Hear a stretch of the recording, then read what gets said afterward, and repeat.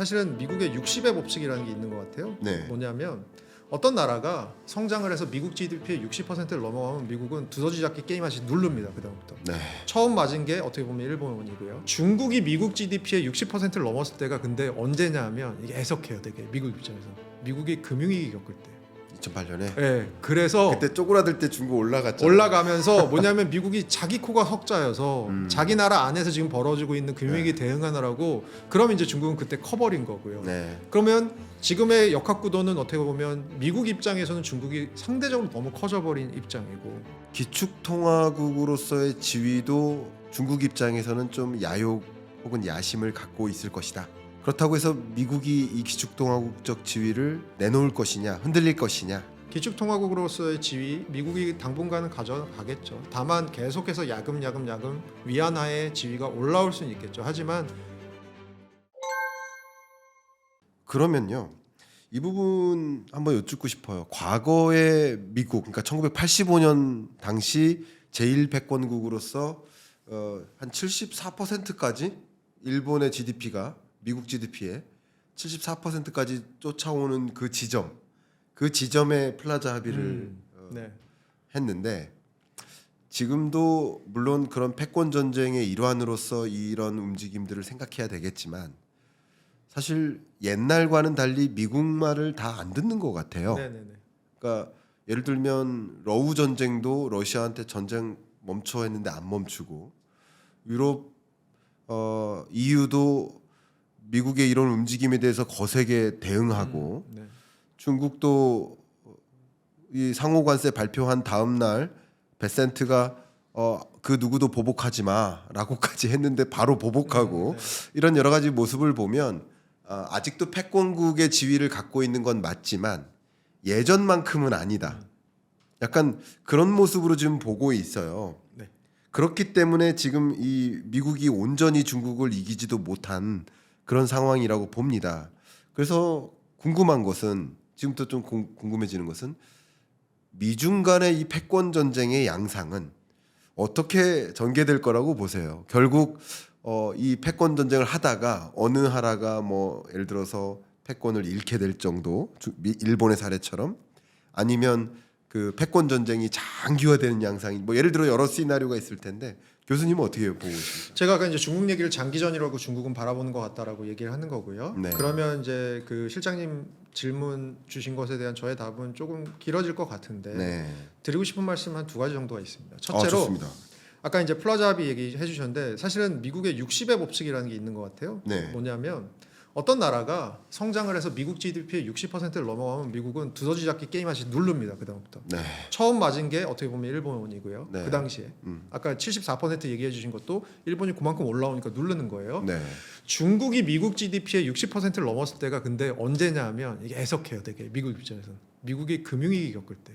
2008년에. 네, 그래서 그때 쪼그라들 때 중국 올라갔죠. 올라가면서 뭐냐면 미국이 자기 코가 석자여서 자기 나라 안에서 지금 벌어지고 있는 금융위기 대응하느라고 중국 견제를 제대로 못했다는 게 또 하나의 이론이에요. 그렇죠. 그럼 이제 중국은 그때 커버린 거고요. 네. 그러면 지금의 역학구도는 어떻게 보면 미국 입장에서는 중국이 상대적으로 너무 커져버린 입장이고 네. 그리고 글로벌리 보면 얼마 전에 미얀마에서 강진이 있었거든요. 네. 근데 전 세계에서 가장 먼저 미얀마에 대한 인도적인 지원을 무제한적으로 하겠다라고 한 사람이 누군지 아세요? 시진핑 주석입니다. 저희 베트남 같은 나라 생각해 보면 은근히 중국 옆에 있지만 중국이랑 사이가 은근히 안 좋은 나라라고 많이 생각을 하잖아요. 네. 근데 중국 입장에서는 최근에 이 스킨십을 늘리고 있습니다. 네.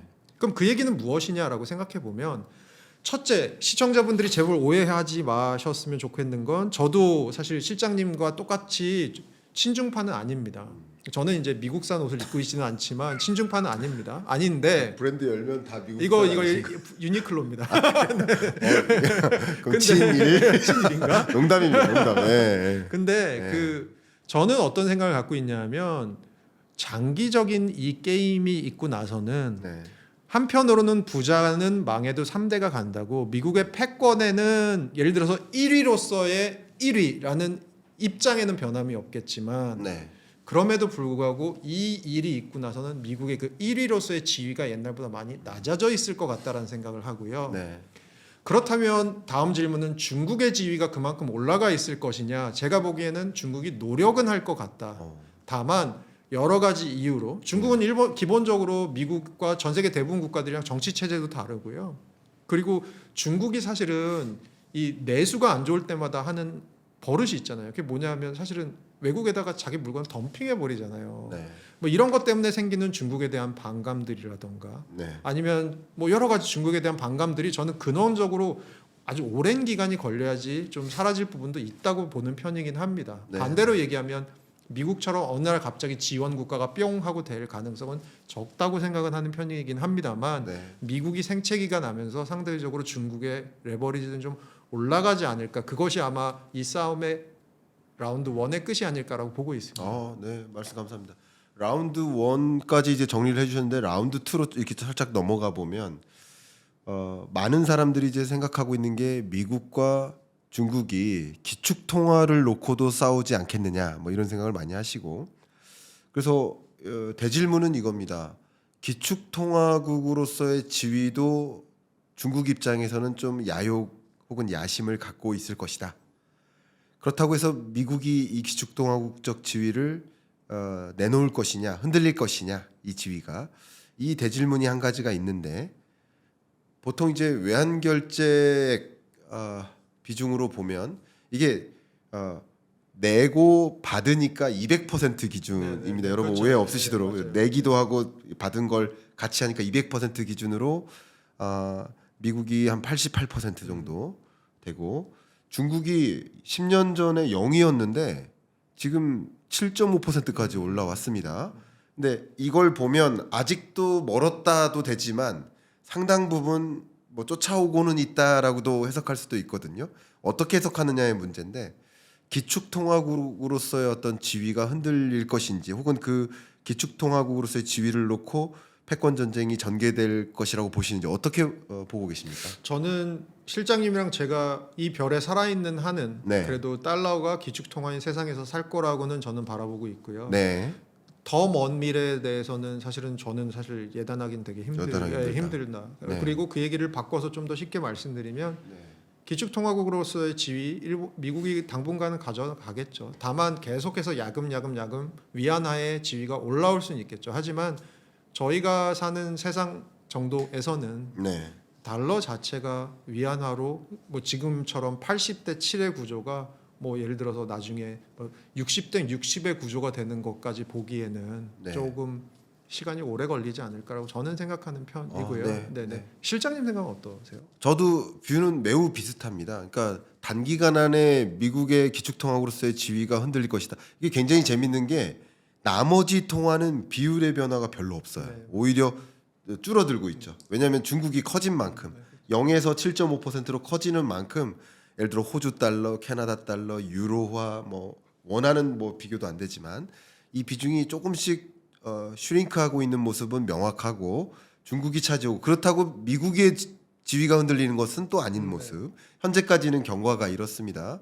근데 어쨌든 중국 입장에서는 여러 뭐 특히 브릭스 국가들과 함께 혹은 중동 국가들과 함께 위안화로 결제하자, 반은 위안으로 결제하자 이런 움직임을 이렇게 해 나가면서 기축통화국으로서의 지위도 어느 정도 적어도 미국의 기축통화국으로서의 지위를 뺏을 수는 없겠지만 세상을 둘로 갈라놓고 그 갈라놓은 반에 해당되는 영역은 위안화로 하자 하는 움직임을 가져가고 있다고는 해석을 합니다. 근데 말씀하신 대로 뭐 2100년 안에 뭐 그게 뒤집힐까 이렇게 가정하기는 좀 어렵지 않을까 네, 이렇게 지켜보고 있습니다. 네, 그렇게 지켜보면서도 마지막으로 제가 드리고 싶은 말씀은 그럼에도 불구하고 이 방송을 시청하시는 분들에게는 네, 굳이 달러랑 위안화가 60대 60이 되지 않더라도 네, 그 사이에서 벌어질 수 있는 몇 퍼센트의 차이가 사실 여기 계신 분들한테 또 저희 경제에 그렇죠. 있어서는 굉장히 중요할 수 있다라는 점. 그게 안 중요하다는 얘기는 아니라는 점 꼭 맞아요. 말씀드리고 싶습니다. 이거 중요한 말씀 주셨네요.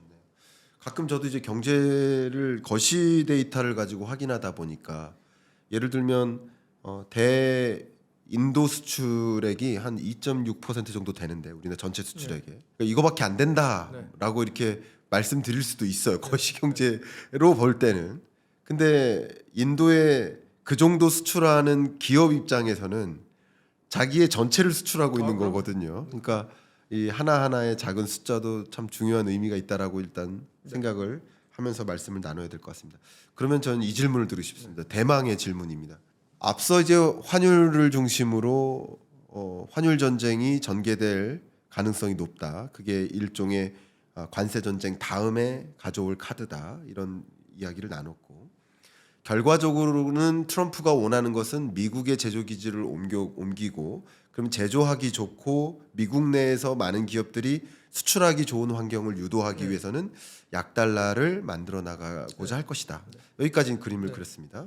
그런데 미국이 기축통화국으로서의 지위는 놓치고 싶지 않을 것이다라는 것도 많은 분들의 가정이에요. 근데 간혹 제가 이 질문을 드린 것은 저도 생각이 있고 저도 여러분께 말씀을 드렸지만 여러 학자들이 또 여러 전문가분들이 견해가 조금 다른 부분이 있었어요. 뭐냐면 기축통화국으로서의 지위가 흔들리지 않길 원하면서 달러 가치가 약세화되는 것을 용인하겠느냐. 과연 트럼프가 이렇게 두 가지 주제를 믹스해서 생각하시는 분들이 좀 계셨었는데 교수님은 혹시 어떤 견해를 갖고 계신지 좀 여쭙고 싶습니다.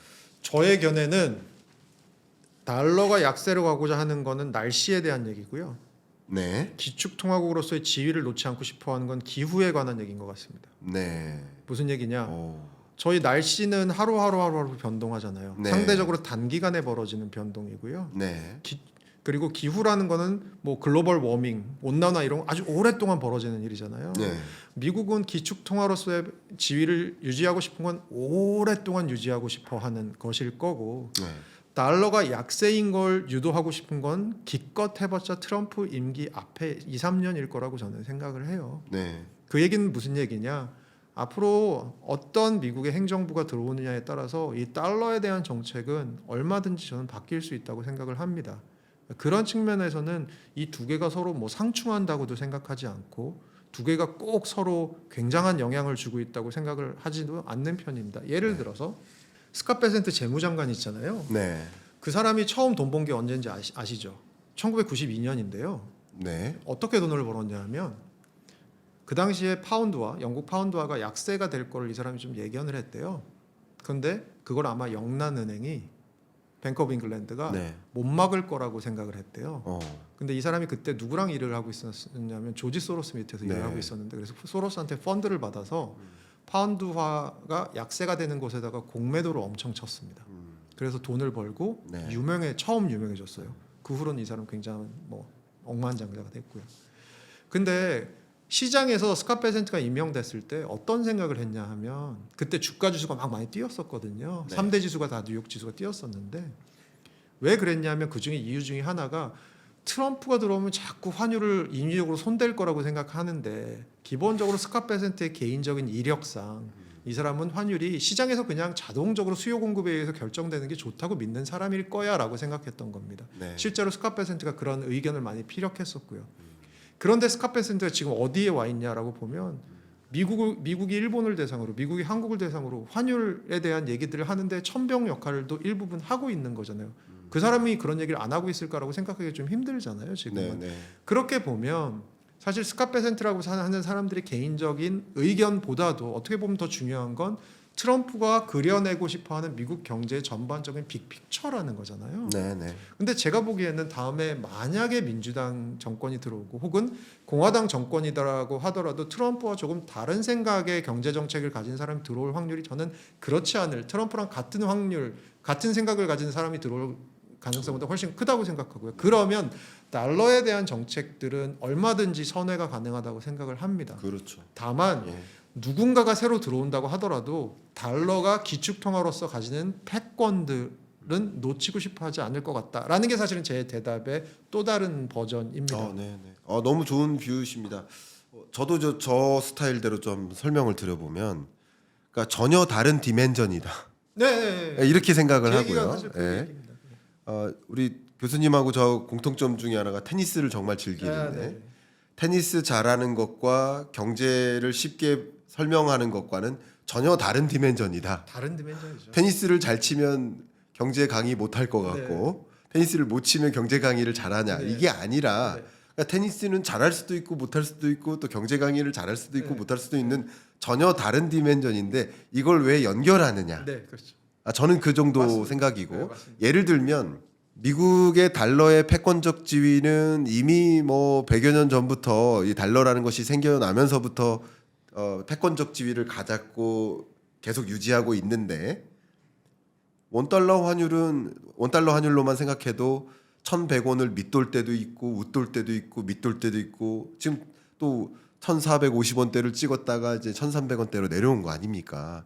그러니까 원달러 환율이 움직이는 것은 달러화의 다른 상대국 통화 대비 강세냐 약세냐 그냥 달러의 가치를 보여주는 것뿐이고 패권국으로서의 지위는 정말 많은 나라들이 달러를 주요 외화 결제 수단으로서 사용하느냐 여부다.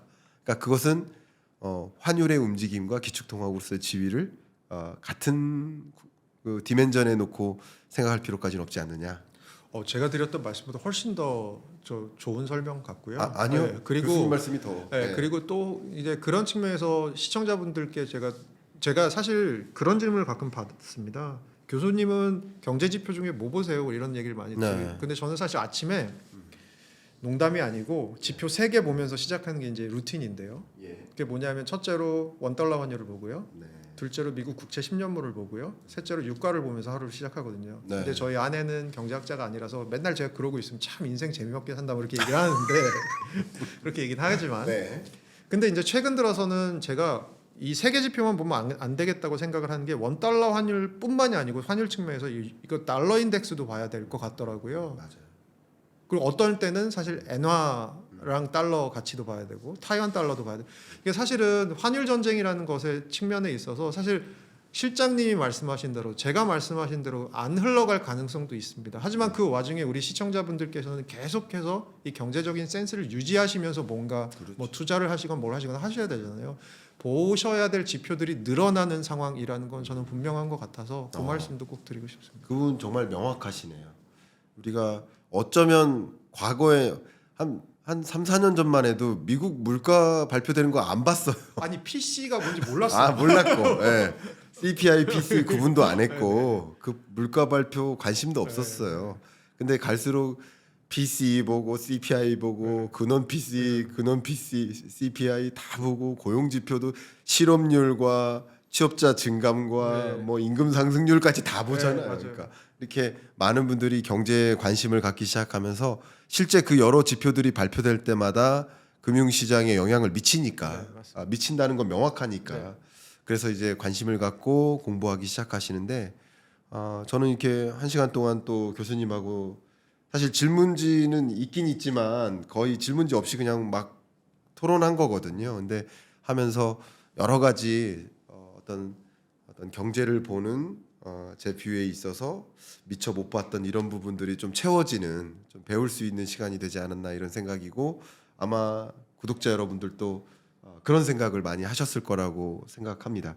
1시간 정도 이렇게 토론에 임해주셨는데 끝으로 우리 독자들께 혹시 못하셨던 말씀이 있거나 꼭 이 부분은 해주고 싶은 말씀이 있으시거나 아니면 뭐 오늘 토론한 소감 말씀도 좋고요. 자유롭게 한 말씀 뭐 소감은 언제나 사실 두 번째 출연이지만 느끼는 건 이번에도 저번과 비슷한 감정은 제가 실장님하고 대화를 하면서 오히려 제가 되게 많이 업데이트가 되는구나라는 생각이 많이 들고요. 과찬이십니다. 예, 그리고 두 번째로 들었던 이제 아까 토론을 이제 말씀을 나누면서 들었던 생각은 사실 저는 이런 생각을 해봤어요. 시청자분들께서 경일남을 끊임없이 아마 보시는 분들이 굉장히 많으신 것 같은데 어떤 이유에서 이렇게 경제를 계속해서 알고 싶어 하실까라고 생각을 해보면 한편으로는 그게 저희가 뭐 더 윤택하게 사는 방법이기도 하지만 또 한편으로는 점점 우리가 이해해야 될 것이 늘어나는 것 같습니다.